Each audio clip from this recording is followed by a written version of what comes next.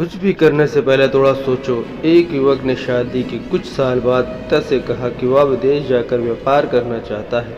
पिता ने उसे मंजूरी दे दी। युवक अपने माँ बाप और गर्भवती पत्नी को छोड़कर व्यापार करने विदेश चला गया।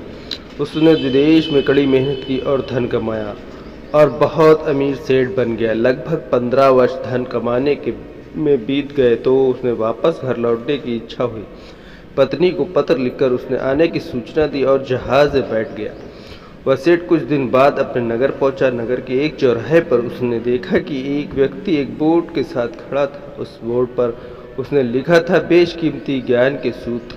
सेठ ने उस व्यक्ति के पास जाकर पता किया कि तो उसने बताया कि मैं बेशकीमती ज्ञान के सूत्र बेच रहा हूँ। तो सेठ बोला ठीक है, एक सूत्र मुझे भी दे दो। वह आदमी बोला मेरा हर ज्ञान सूत्र की कीमत 100 स्वर्ण मुद्राएं हैं। सेठ का यह सौदा महंगा तो लगा लेकिन उसने एक ज्ञान सूत्र खरीद लिया।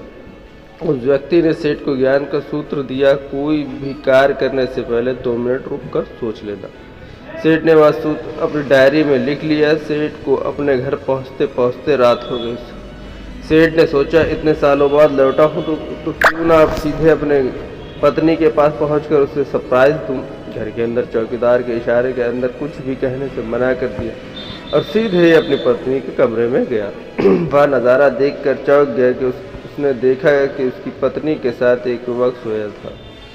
यह देखकर सेठ गुस्से में आग बबूला हो गया। वह सोचने लगा मैं परदेश में उसकी चिंता करता रहा और वह अन्य पुरुष के साथ सो रही है। आज मैं दोनों को जिंदा नहीं छोड़ूंगा। वह उससे मैं अपनी तलवार निकालकर दोनों पर वार करने ही जा रहा था कि इतने में उसे 100 मुद्रा वाली बदले में जो सूत्र खरीदा था उसकी याद आई। कुछ भी कार्य करने से पहले 2 मिनट सोच लो।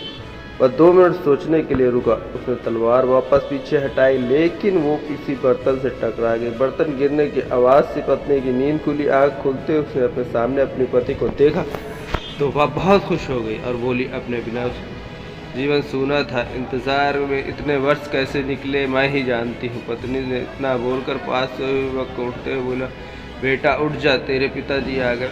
युवक उठकर जैसे ही पिता को प्रणाम करने के झुका तो माथे से पकड़ी सेठ के पैरों पर में गिर गई।